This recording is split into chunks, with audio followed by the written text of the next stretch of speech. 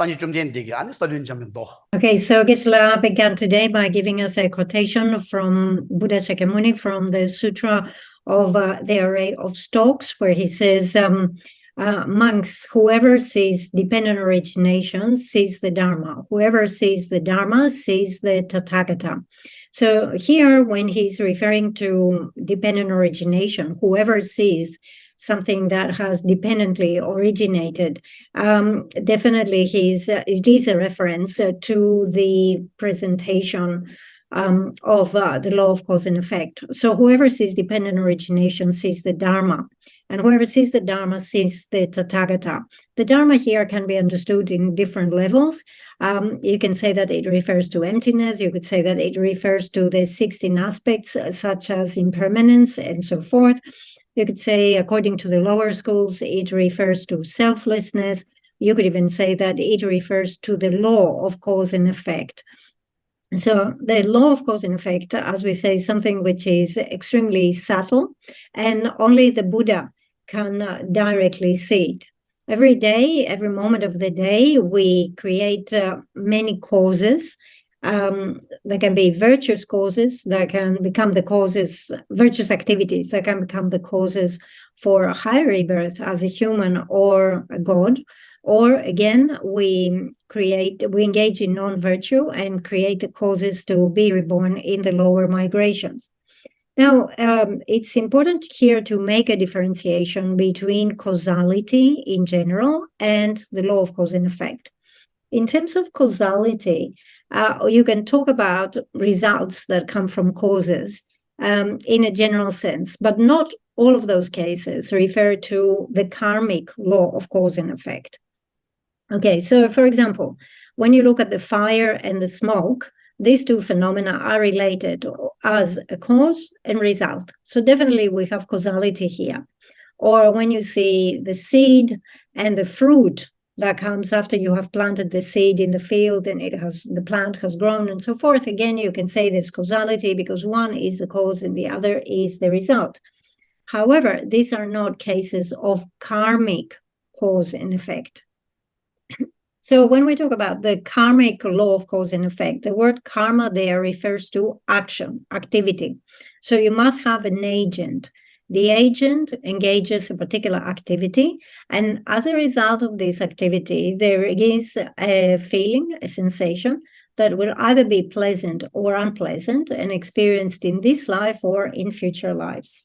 So it's important here that when we talk about the karmic law of cause and effect, really we refer to a feeling that is produced as the result of an activity. So it is something which is internal in the mind. And this is the reason why we want to make a differentiation. And we say when we look at external phenomena, although there is causality, there is no feeling there. All right. So, for example, when you look in the environment, the rivers, the mountains, the way the trees and so forth, definitely these are results that come from causes. There is causality there, but there is no internal feeling. There is no mind there to experience feeling. So that's why we want to make this differentiation. So in terms of the karmic law of cause and effect, that karma here indicates activity.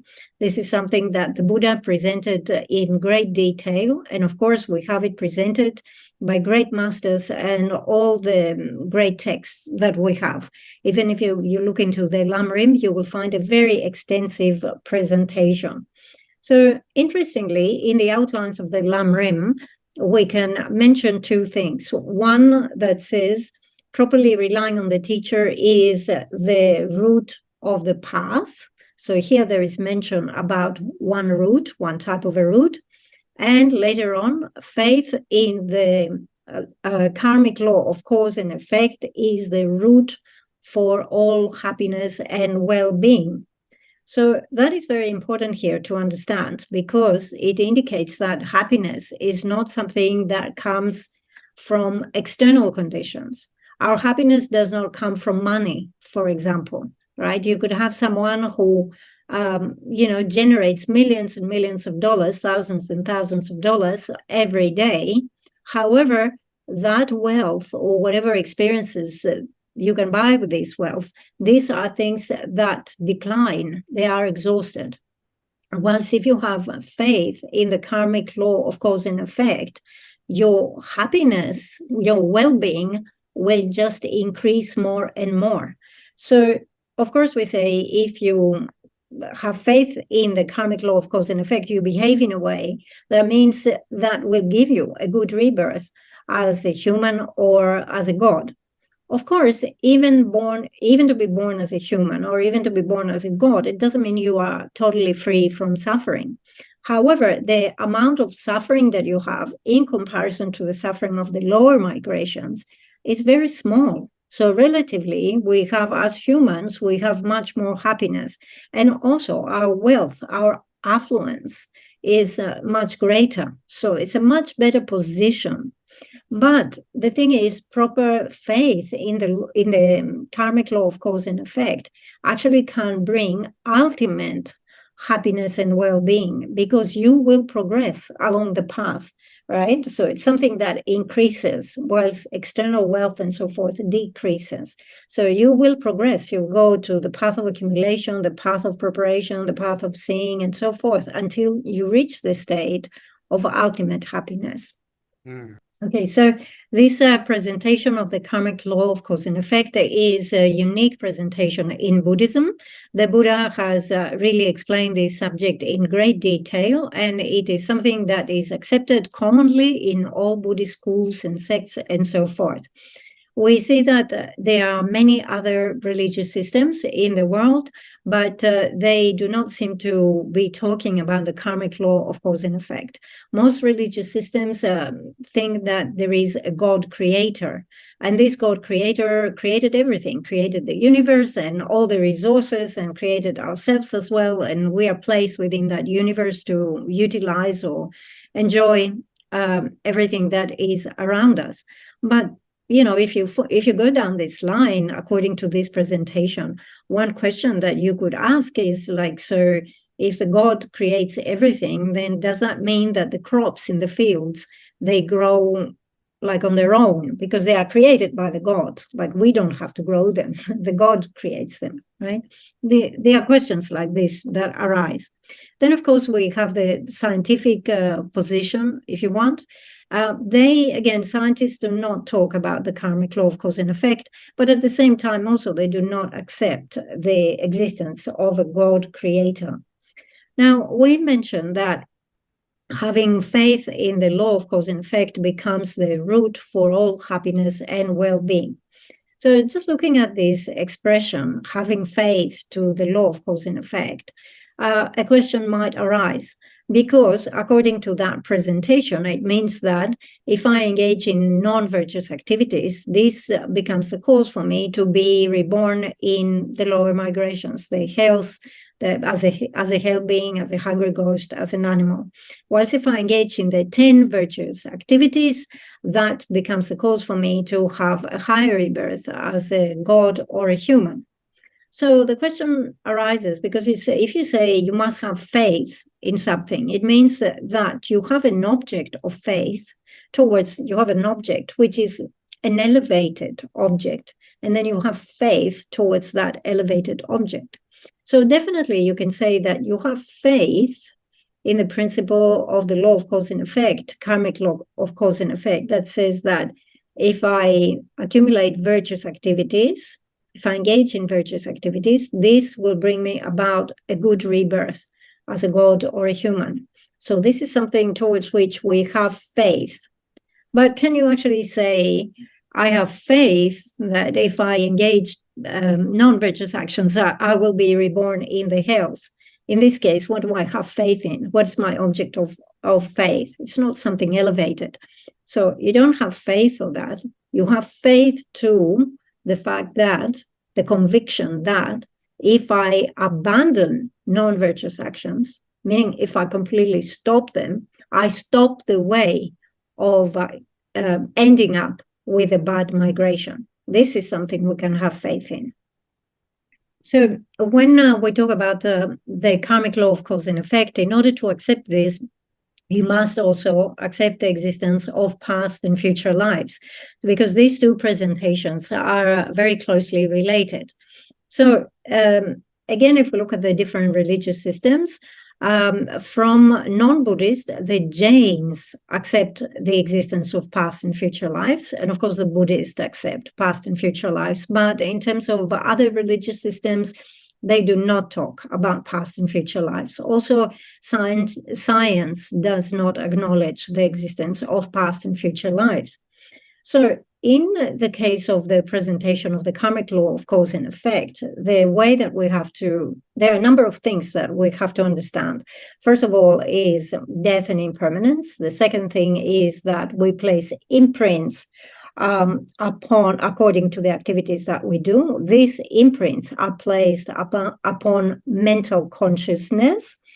And then in addition to that, we must have the presentation of the karmic law of cause and effect. So when we look at how we take rebirth, all right, a lot of people say the main cause for rebirth is the reproductive substances of the parents, the sperm and the ovum. However, the sperm and the ovum are only the coactive conditions. The main cause is consciousness that comes from the previous life and links with this reproductive consciousness at the time of conception. So it's interesting because you see these days with the progress there is in science, there is quite a lot of a careful examination of what needs to be in place for conception to take place. And definitely scientists, when they talk about fertility of a couple, they have to examine so many conditions must be present from the side of the mother, so many conditions have to be present from the side of the father, isn't it? And if any of those conditions is missing, if we don't have the complete set of conditions, then something is wrong with reproduction and fertility. So this is very good to understand that there are these secondary causes that must be there. And then once a child or a number of children are born into a family, we see that we have similarities, but also we have differences. So there might be differences in the appearance of the children and the parents, although there will be a general similarity, of course. But there will be differences in terms of interest, intelligence, and other characteristics. And of course, science says that it comes down to the genes. However, we say that these features that bring about all these differences are due to the karma. So, for example, if one child is more intelligent than the other siblings, this is the result of previous lives. So, as we say here, there are two ways you could go. You could either accept the existence of past and future lives, and a lot of presentations would make sense in this way, or you could reject it, in which case many faults and difficulties would arise. So, for example, first of all, if you say there is no past and future lives, you would have to account for all those individuals who actually have memory of their past life. They come into this life and they remember their past life. So that's an interesting phenomenon. We're talking here about ordinary beings because lamas and high practitioners are a different case. So for an ordinary person to remember their past life, it doesn't happen to everyone. Not everyone can have this type of memory. It seems that if the individual passed away at a young age in the previous life, they come into the next life and they have clear memories of that past life. Whilst if the individual in the previous life, they lived to a great age, an old age. So the thing is that with the older you get, also your memory declines, right? So if the individual lived to an old age and died as an old person, when they come into the next life, they don't really have memory of the past life. As we say, again, lamas and high practitioners and so forth are different. And very often, doesn't matter what age they passed away in the past life, they will have memories in this life. But it seems to be a general characteristic that at a young age, these individuals would remember their past lives. There are many such cases in India. So we're talking about the karmic law, of course, an effect. And as we say here, the word karma indicates that an activity is made, and due to the activity, karma is accumulated. Once karma is created, it doesn't go to waste. And we can see this through the example of arhats. So, for example, at the time of the Buddha, the arhats still would have to go out with the begging bowl to receive alms. So there was no food provided from the kitchen, right? At the time of the Buddha, that was the custom. So there were cases where arhats would go out and would not receive anything, or they would go out and what they would receive would be of very poor or bad quality.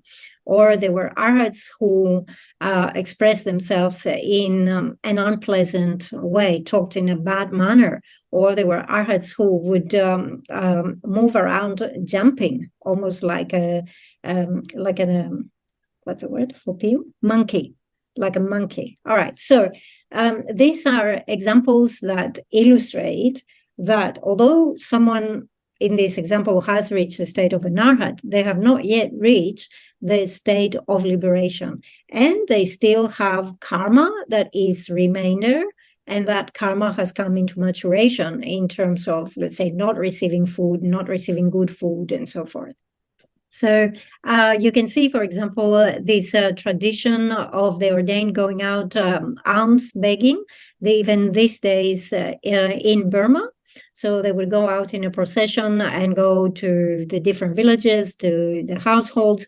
And the thing is, when you go out begging, you put forward your begging bowl, and whatever that house offers you, you receive it. You cannot say, oh, I'm a vegetarian, or I don't eat eggs, or I have special diet requirements, or I have a high blood sugar, and so forth. You do not. When you go out begging, you accept whatever they give you. And for this reason, the Buddha did not prohibit eating meat in the Vinaya. However, the Buddha prohibited the eating meat in the sutra that is the descent to Sri Lanka. Okay, so because it's not prohibited in the Vinaya, Geshe was saying, therefore, we can eat meat. It becomes so uncomfortable if you have to go to the market and yourself ask for meat or buy for meat. There is definitely negativity for that. Because if you go into the market and ask for meat, someone will provide for whatever you are asking. So if there is demand for meat, it means some animal has to die, isn't it? If there's no demand for meat, there would not be any butchers or anyone selling meat. So there is some fault in going to the market and buying meat. So it is very important to say that to properly keep or maintain the karmic law of cause and effect. And it makes a big difference if you're able to safeguard it or maintain it or not. If you upkeep the karmic law of cause and effect, there will be great benefits for yourself in this life, meaning you will create and experience happiness. You will be in a position to greatly benefit others. And of course, in the future, you will progress all the way to the state of Buddhahood. On the other hand, if you cannot keep properly the law of cause and effect, you're creating difficulties and suffering for yourself in this life. You are harming others instead of benefiting them, and you're creating the causes so that in the future you will have a rebirth in the lower migration. So your future also doesn't look good. So there's a big difference. Here, when we say that we must upkeep or maintain the law of cause and effect, this is a personal statement, meaning I personally must follow the karmic law of cause and effect. It's not about others. It's not what others do or don't do. It's about what I do, right? So that means that I have to train myself to do this. And usually we'll begin the training with small things that are easier to maintain. So, for example, we have to start training with small things. Every day we go out, we interact with other people in the office, in the market, and so forth. So remind yourself, today I will not talk in a rude or unpleasant way, because this type of words, this type of talking harms others. I will not do it. So you have this determination and you train yourself to avoid this type of negativity that comes from speech. Eventually, you will be able to train yourself to guard against much bigger or much more harmful activities, such as, for example, killing or stealing or telling lies and so forth. Okay, so we say that the karmic law of cause and effect is unfailing, but someone might argue that actually it is failing. And they give the example of someone who is quite poor, but it's a very clever thief, and this person goes out and steals a big amount of money. And suddenly they have all the money, all the resources, they can spend that money, they can enjoy themselves, and so forth. So they say, look, you know, they were poor, they changed their fortune, now they are rich and they enjoy this. Certainly, you could say that there is causation here. They obtain this money or goods, and as a result, they now have abundance. However, that doesn't become karmic law of cause and effect. What they're doing is they are enjoying possessions that belong to other people. They have not, let's say, bought or created or generated those things themselves, right? They have taken them from other people. So we want to look at the nature of karma here. So in terms of nature, karma is awareness, it's a mental factor, and it is contaminated. So it is certainly something that is created, has come about through karma and afflictions, right? So we're looking at this presentation. So definitely contaminated and mental factor. Now, secondly, we want to look at the classification of karma. There are many different ways that you could classify karma, but here, following the presentation of the essence of refined gold, we are looking at 4 aspects or 4 principles of karma. First of all, that karma is definite. The second one is that karma increases. The third one is that you will not meet with karma that you have not created. And the fourth one is that karma, once created, does not go to waste. So for the first one, that karma is certain, the certainty here is the certainty of the result. Like you do a particular action, there will certainly be a result that comes out of this. If you engage in the 10 virtuous actions, it is certain that the result will be a good result out of this. You will obtain a higher rebirth and other types of fortune, good states. If you engage in the 10 non-virtuous actions, it is certain that the result will be bad in terms of your rebirth. Now, depending on the heaviness of the negativity, the most heavy negative actions will bring about rebirth as a hell being. If the negativity you engage is middling in terms of heaviness, then you will establish a rebirth as a hungry ghost. And if the negativity is light, relatively light, then you end up with a rebirth as an animal. And therefore, here, when we talk about internal causation, we see that it is certain that there will be a particular type of result out of the cause that you create. We can see this externally as well. And in many texts, you will find this presentation according to what type of seeds you plant on the ground, on the field. So many times it is stated that if you plant the seed of something which is sweet, the fruit that you will get as a result can only be a sweet fruit. You cannot get a bitter or a sour fruit. And so as we can see here, in terms of external causation, we have certainty, and similarly, in terms of internal causation, we have certainty. The second thing that we examine is that karma increases, and that increase of karma is both in terms of external causation and internal causation. So externally, for example, we know that even by planting a single seed, so you have one single cause that is a very small cause, you end up with a multitude of results, right? So you could get a whole tree with many branches, leaves, fruit, and so forth. So from one thing, you get a lot of results. And the text here mentioned this particular tree, the Doha tree in India that, comes from, apparently it grows from a very small seed, but then it grows into a massive tree, so big that you could have 500 charts of cars, underneath it. So massive results. So we see it internally as well. Sometimes a small non-virtuous action can produce incredibly heavy and extensive negative results. There is the case of someone who talked to another monk and called him monkey. And as a result of this, this person was reborn 500 times as a monkey. Similarly, we see this multiplication or increase of karma with virtuous activities. Sometimes you can perform a very small virtuous action, but that can bring later in the future significant, great results. The third principle is you do not meet with karma you have not created. So that means if you do not create the karmic cause, you will not experience the result because you have not created the cause, right?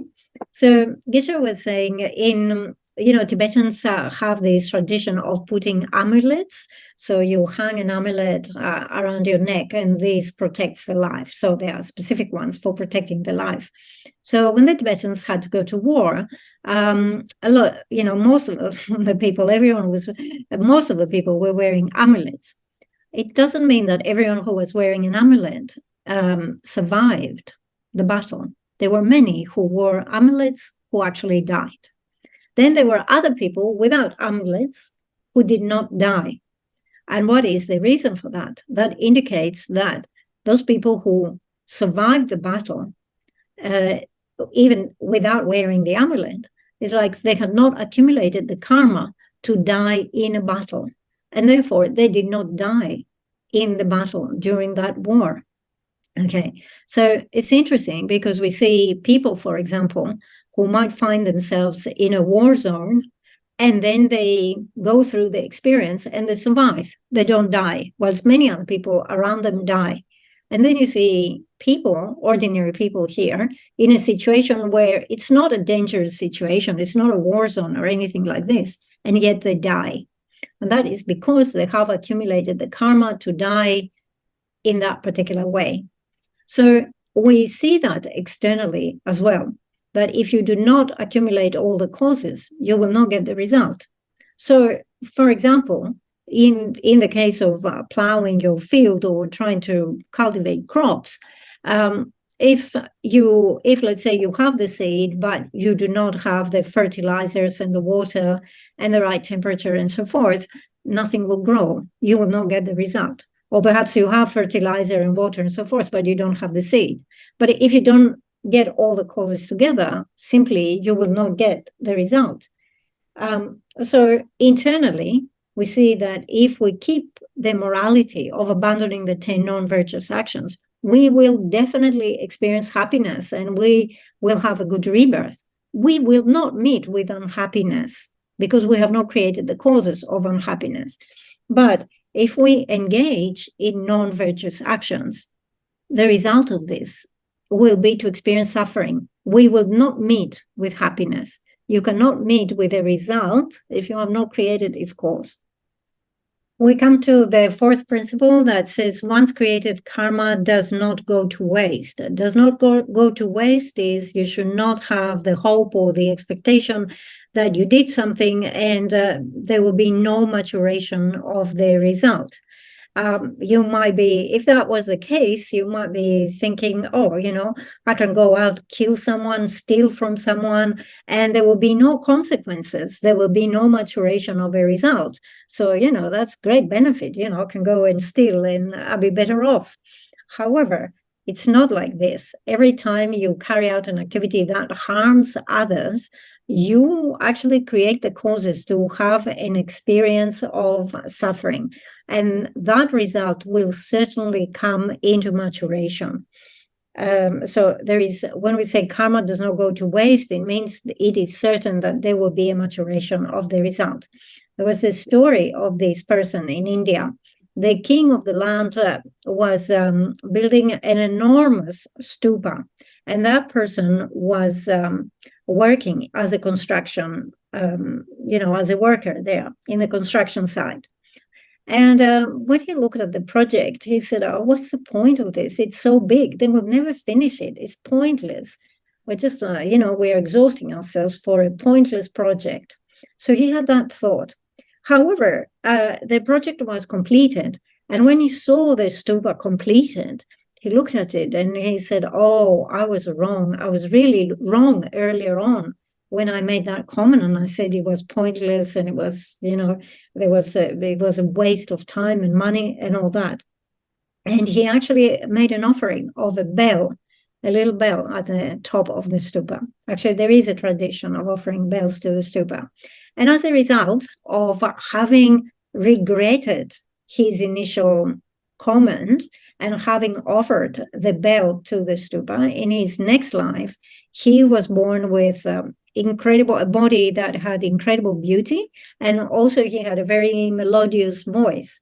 And anyone who saw him, just merely seeing him, was like delighted by his appearance. So that was definitely the result following from the activity. So there are many stories like this, and you can see in many sutras, the Buddha has gone into great details explaining, giving the stories of the individuals and why they ended up the way they did. So we don't have many time to go into those stories, but if you look at more extensive texts and sutras, you will find passages like this. So usually someone asks the Buddha, "Why didn't this happen?"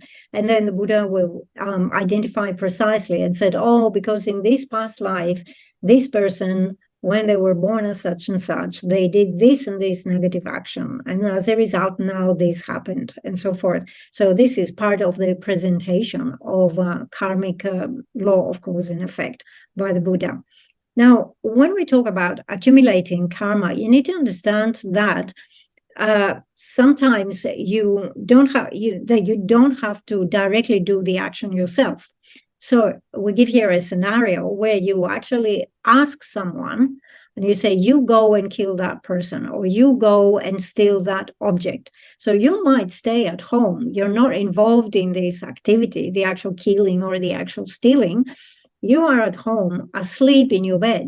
However, if that activity is carried out and is completed, then you accumulate that karma because you are the one who has initiated this. You are the one who has given the order to the other person to go and do killing or stealing or whatever. So when we say that in the sutras there are many stories, when we use the word story here, we don't mean fiction.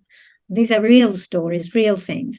And the reason why the Buddha actually went into these details is for the sake of future disciples. Future disciples refers to us, isn't it? Right? The Buddha is a valid being, and the speech of the Buddha is valid speech. There is no lying, no deception in the speech of the Buddha. So when the Buddha goes into details and says, "Oh, this is the result of that previous action," it's for us to remember, to have recognition of those things, saying, "Oh, if I were to act in this way, these and these consequences would come to me." Okay, so we are on page 15 after the 4 points have been mentioned. So it says, when you have contemplated these 4 aspects of karmic law, the importance of living in accordance with the teachings of abandoning harm and cultivating good becomes obvious. So as we say here, it's very important to contemplate those things. Contemplate this, it means every day you must examine and say, how much virtue have I created today with my body, my speech, and my mind?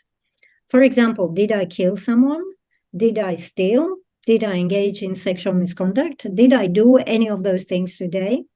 Now, of course, for most of us, I don't think killing is something that comes easily, especially not humans, other humans. However, in terms of insects, often we kill insects. So this is an area that we have to be very careful And we have to understand what is involved in killing and try, even if it is a very small animal, we have to try to minimize this activity. Then we engage our verbal actions. And you say, what did I do today? Did I lie? Did I use divisive speech? Did I use harsh words? Did I engage in idle gossip? Did I do any of those things or not? If you haven't done any of those things, then rejoice. Be very happy that you have avoided all this. However, if you have engaged in any of these types of negative activity with your body, with your speech, with your mind, it is very important to analyze the situation. It's like, what did I do? To whom did I do this? And why did I do this? So we do something because we think this will be beneficial for me. So I thought that would be a benefit to me. But now I look back in the situation, I see that was not of benefit to me. As of benefiting others, so obviously it's not benefiting anybody, it harmed the other person. So it's very important. We need to analyze, where it says here, you contemplate, you analyze, what have I done, what I haven't done. If you haven't done the negative, rejoice. If you've done the negative, then you need to regret it. And then it says, having analyzed this, you need to live in to understand what is to be abandoned and what is to be cultivated. So what is to be abandoned is all the negative types of actions, and what is to be cultivated is what we take on as the practice, right? And then it says, to prove the laws of karma by mere force of logic is an extremely difficult and lengthy process, and only one well-versed in logical reasoning could follow the process. Okay, so when we generate trust that something is correct, right, we have to go through different types of reasoning. And the first one is relying on obvious logic. So relying on obvious logic, to give you an example, if you see smoke, you say, well, if I see smoke, there must be a fire. Okay, this is obvious. Your reasoning is obvious. If you see a child, you say, oh, if there is a child, there must be a mother somewhere. Okay, so this is like obvious reasoning, obvious logic. In the case of the law of cause and effect, we cannot use this because it's a very subtle phenomenon. So really, we have to rely on quotation, on the teachings of the Buddha. So for example, the Buddha has said, from generosity come resources. From practicing ethics comes a good rebirth. We cannot prove those things with direct, obvious argument, logic, but we have to rely on reasoning, on scriptural quotation, sorry. So it has said here that we cannot prove the law of karma by the mere logic, so obvious reasoning. And therefore it says, instead, I will quote a verse from the King of Concentration Sutra. So as you see here, we rely on quotation. So from the King of Concentration Sutra, the Buddha have said there, moon and stars may fall to earth, mountains and valleys may crumble, and even the sky may disappear. But you, O Buddha, speak nothing false. So very important here to understand that the Buddha has taught about the karmic law of cause and effect. And since the Buddha is a valid being, the speech of the Buddha is valid. It means it is non-deceptive. It means the Buddha does not lie. So the Buddha might teach different things according to the needs and the predisposition of disciples. Right. So, for example, to some would teach emptiness, to some selflessness, to some would teach the 16 aspects of impermanence and so forth.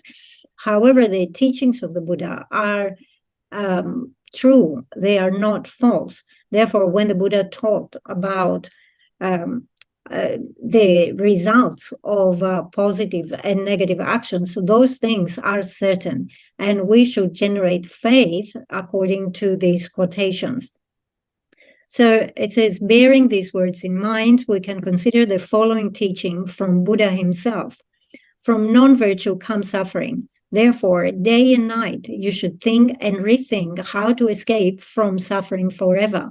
A very clear statement that from non-virtue comes suffering. And therefore, if this is the case, day and night, continuously, you should be thinking how to avoid suffering. So to avoid suffering, you must avoid the causes, which is non-virtue. And also, the roots of all goodness lie in the soil of appreciation for goodness. Constantly meditate upon how to ripen the fruits that can grow therefrom.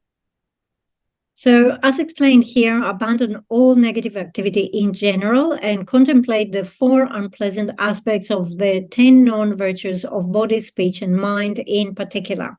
So, in general, we have this presentation of non-virtuous actions, but then we can look at it in a more specific way by looking at what negative actions we have in relation to the body, what in relation to the speech, and what we have in relation to the mind. So you could say that the 10 non-virtuous actions are consolidated down into the negative actions of the 3 doors, and vice versa. From the 3 door activities of the 3 doors, you can elaborate to the 10 non-virtuous actions. So in terms of physical actions, negative actions, we have 3: killing, stealing, and in the case of lay people, we say sexual misconduct. In the case of the ordained, we say any sexual conduct. In terms of the speech, we have lying, abusive, divisive speech, harsh words, and idle gossip.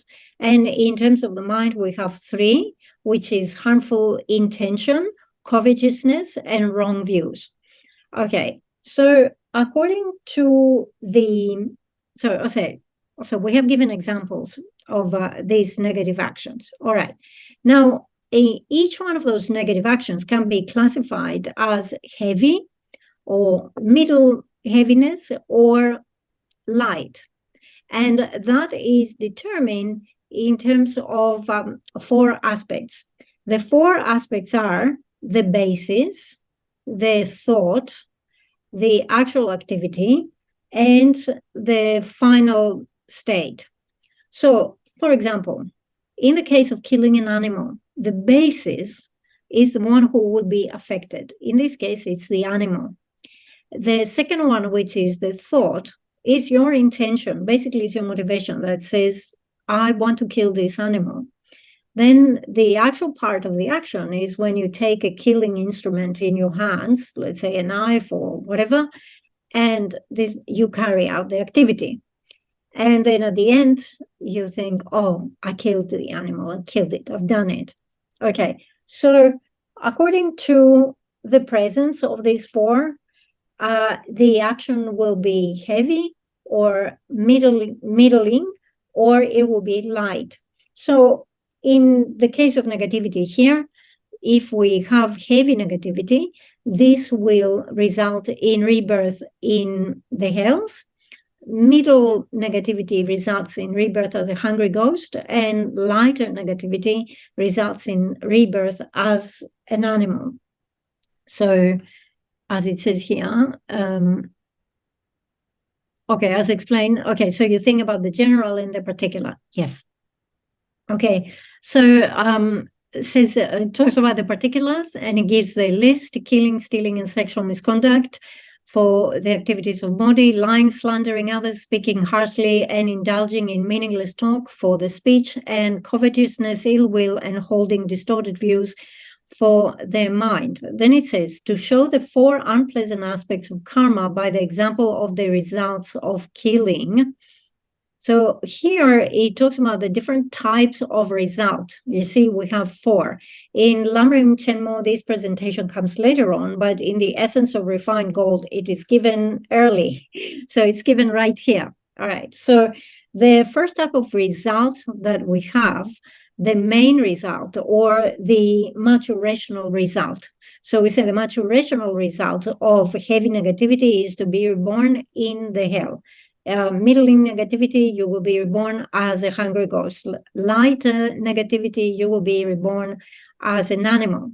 The second type of result is the experience. The experience that we will have as a result is to have to experience the suffering of the hell being, the suffering of the hungry ghost, the suffering of the animal. And then we have results that are concordant. They can be concordant according to the behavior, and they can be concordant according to the activity. So when we talk about, according to the experience, sorry. So concordant according in terms of behavior, it means you have the tendency to repeat that activity. So let's say you have someone who's done a lot of killing. As a result, that person ends up being reborn in the hells. Once they finish with hell existence, they might achieve another type of rebirth. Let's say they become a human again. Now, in this next human life, again, they will have the tendency to kill. And actually, they have the tendency to kill again from a very young age. And unfortunately, we see this with children, very young children. You see some young children, they're quite cruel to animals. They want to kill insects or little birds or whatever, little lizards or what is it, from a very young age. Once you see other children, they are especially kind and sweet, and they really like animals and want to protect the animals and so forth. Okay, so these are results that are concordant, meaning in accordance with whatever behavior you did earlier on. The last type of effect or result that we have, is the environmental result. So as we say, when you create karma, there will definitely be a maturation. It means that definitely will affect your rebirth, all right? So you will get a particular type of rebirth. So every type of rebirth it comes with an environment. If you are reborn as a god, you will be reborn in a divine realm. If you are reborn as a human, you will be reborn in a human environment, right? Whatever is your rebirth, it comes together with an environment. So talking about being reborn as a human, you can see there's great variety. So in this world, we have, for example, you could be reborn in a country that is a very poor country. And you see, like, there is no water, there's no resources, there's no food. It's not easy to get any medicine in this place. The people are emaciated. Nobody is good looking.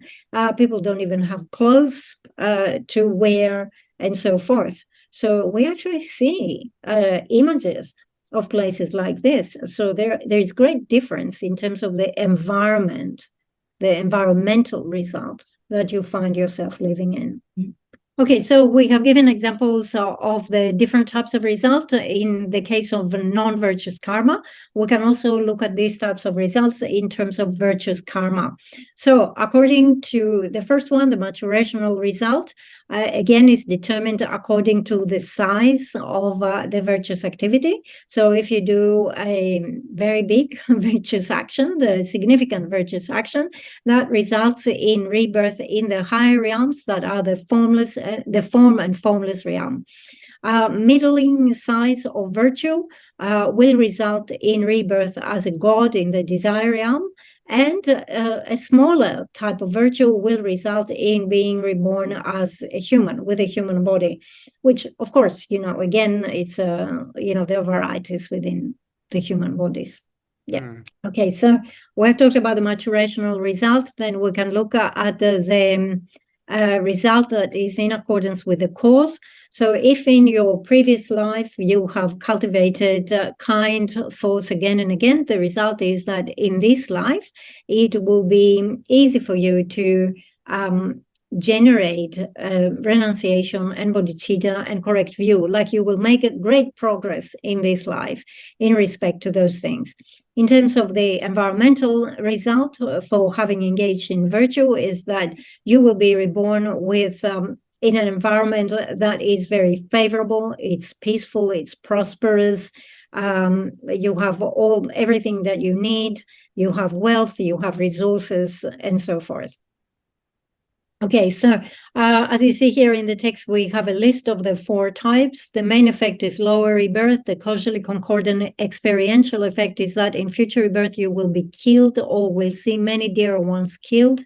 The causally concordant behavior effect is that you will have the tendency to kill again in future lives and thus multiply the negative karma. And the effect of the environment is that even if you gain a good rebirth, the environment around you will be violent. The effect is also graded into minor, medium, and heavy degrees depending upon the object. For example, killing a human results in rebirth in hell, killing an animal results in rebirth as a predator, or killing an insect results in animal rebirth. So it says, keep in mind these words from chapter of the Truthful One. O king, do not kill, for all that lives cherishes life. If you wish to live long yourself, respect life and do not even think of killing. As said here, rely upon an attitude resolved not to entertain thoughts of any harmful action, such as killing and the other non-virtues. Abandon all form of non-virtue and strive with all your might to actualize goodness. So it says you must have an attitude of resolve to restrain your mind, and this comes with mindfulness and introspection, meaning you constantly think, remind yourself that I will never engage in any one of those negative activities. And if I have created something, then it is appropriate that I regret those things. Okay, so if we go into the root text, which is the lines of experience, on verse number 15, it says, there is no certainty you will elude birth in the lower realms after death. Protection from such terror lies in the three jewels alone. Make firm, therefore, the practice of going for refuge and ensure that its precepts are never eroded. This depends in turn on fully contemplating white and black karma and their effects, and on perfectly observing the ethical ideal. So the presentation that we have in the lines of experience is, first of all, talking about reliance on the guru. Then after that, we talk about death and impermanence. After that, we talk about the suffering in the three lower migrations. And then after that, we talk about refuge, and then follows karma. So we have talking about the presentation of death and impermanence. We say that death is absolutely certain. The exact time of death is uncertain, and at the time of death, only Dharma can be of any benefit. So it says here, there is no certainty that you will elude birth in the lower realms after death. So it talks about death, and then what follows after that is possibly the suffering in the three lower migrations. We do not have the confidence that we have, that we will escape this type of suffering. So as we say, at the time of death, only Dharma can be of benefit, because the only thing that can protect us from this type of rebirth is practicing the ethics, the morality that abandons the 10 non-virtuous actions. So because we don't have the confidence that we have done enough to avoid rebirth in the three lower migrations, we need to go for refuge to the three jewels. And the way that we establish refuge is through fear and faith in their ability. Okay, so the important things of today's class is the 4 principles of karma. First of all, that karma is certain, meaning if you have done the action, the result will certainly follow. Second one is that karma increases. That means that even from a very small activity, we might end up experiencing a result that is quite big. And even that principle on its own is enough to make us be very careful in terms of what we need to abandon and what we need to practice. The third principle of karma is that you will not meet with karma you have not created. Therefore, if you say, I will not engage in any of the 10 non-virtuous actions, then you don't have to worry about meeting the result of these actions. If I didn't do any of those things, I will not have to experience any of these results. And then finally, the fourth one is that once karma is created, it doesn't go to waste. It doesn't go to waste. It means I will have to experience a result. So contemplating these principles of karma again and again leads us into a clear understanding of what is it that we should adopt as a practice and what is it that we should leave behind, abandon. Okay, so we have a little bit of time, 5 minutes, maybe a question, if there are any questions.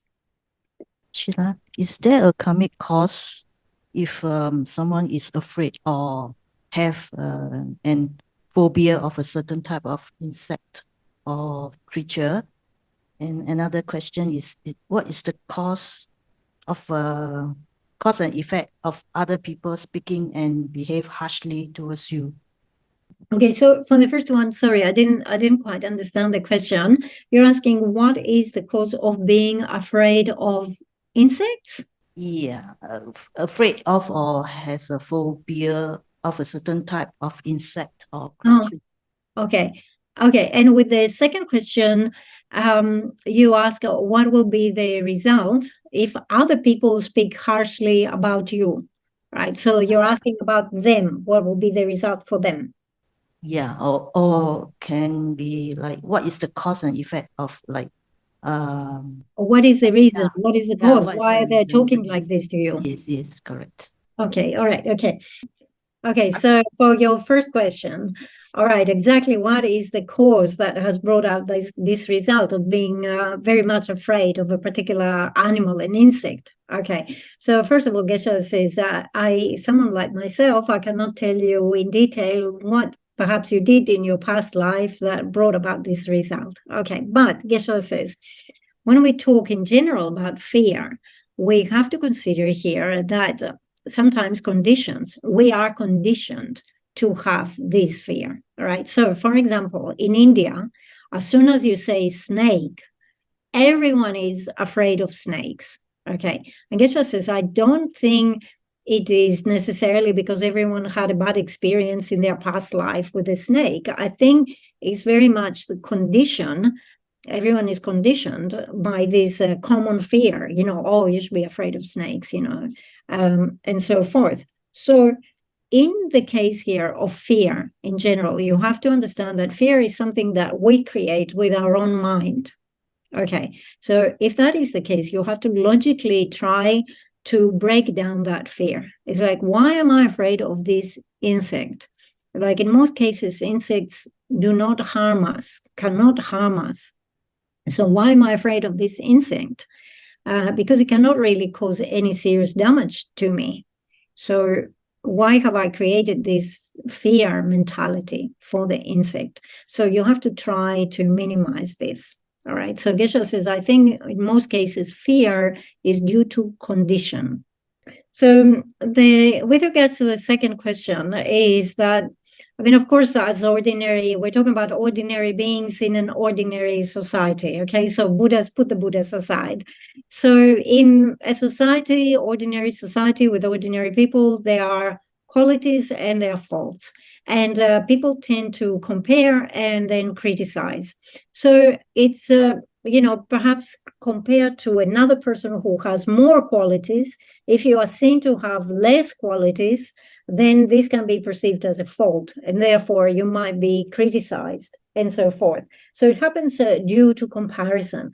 But Geshe says again, I think when, with this criticism or bad words or harsh words and things like this, a lot of those things come due to conditions. All right. So it is due to conditions. So someone might speak to you in a very tense way, saying, don't do this or do that and so forth, just to condition.